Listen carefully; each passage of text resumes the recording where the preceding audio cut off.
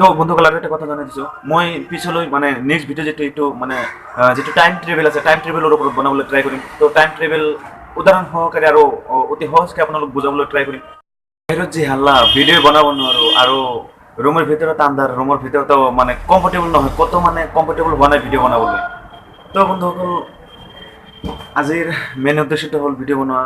9 দিনমান আমাৰ ইণ্টাৰনেটটো বন্ধ আছিল। তো বহুত বিভিন্ন ধৰণৰ ক্ষতি হৈছে, মোৰো বহুত ক্ষতি হৈছে। তো মোৰ ক্ষতিটো শুনিলে আপোনালোকৰ হাঁহি উঠিব পাৰে, দুখো লাগিব পাৰে। তো মানুহৰ যিবিলাক কিছুমান মানুহৰ ব্যৱসায়িক মানুহ আছে, সেইবিলাকৰ বহুত ক্ষতি হৈছে, সেইবিলাকৰ মানে বহুত ডাঙৰ ডাঙৰ ক্ষতি হৈছে। তো বিভিন্নজনৰ বহুত ধৰণে ক্ষতি হৈছে।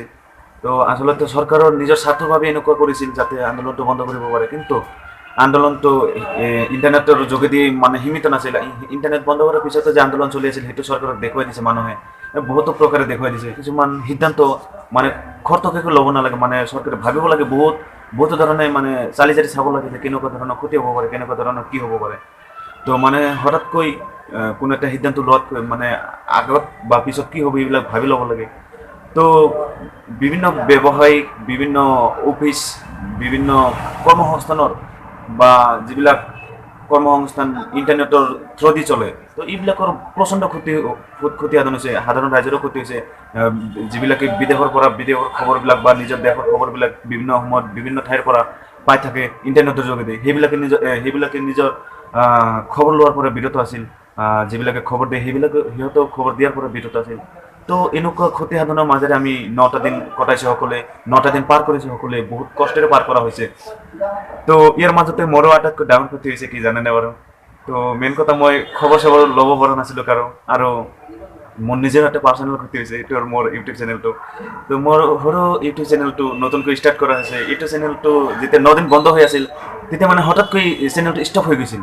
মানে ছাবস্ক্ৰাইবাৰ একদম জিৰ', মানে যেতিয়া ইণ্টাৰনেট আহিল 9 দিন পিছত, তেতিয়াৰ পৰা মানে আজিলৈকে ছাবস্ক্ৰাইবাৰে পৰা নাই। তো এনেকুৱা ক্ষতি সাধন হৈ আছে মানুহৰ। হয়তো যেতিয়া ইণ্টাৰনেট চালু আছিল তেতিয়া দিনত বহুকেইটাকে মানে নতুন চেনেলত মানে ইমানকে ছাবস্ক্ৰাইবাৰ বাঢ়ি আছিল। তো সঁচাকৈ ভাবনি আছিল আৰু ভাল লাগি আছিল। কিন্তু এনেকৈ ষ্টপ হৈ যোৱাৰ পিছত আজিলৈকে মানে ছাবস্ক্ৰাইবাৰটো ষ্টপ হৈ আছে। তো এনেকুৱা ক্ষতি সহ্য নহয় আচলতে, কিয়নো নতুন মোৰ বেকগ্ৰাউণ্ডত কোনো ডাঙৰ ইউটিউবাৰো নাই যে সিহঁতক কৈ কিনে মই চেনেলটো প্ৰমোট কৰাম।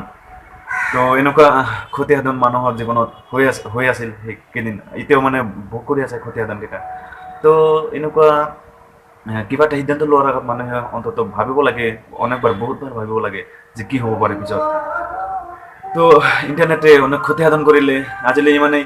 তো বন্ধুসকল আৰু এটা কথা জনাই দিছোঁ, মই পিছলৈ মানে নেক্সট ভিডিঅ' এইটো মানে যিটো টাইম ট্ৰেভেল আছে, টাইম ট্ৰেভেলৰ ওপৰত বনাবলৈ ট্ৰাই কৰিম। তো টাইম ট্ৰেভেল উদাহৰণ সহকাৰে আৰু অতি সহজকৈ আপোনালোক বুজাবলৈ ট্ৰাই কৰিম।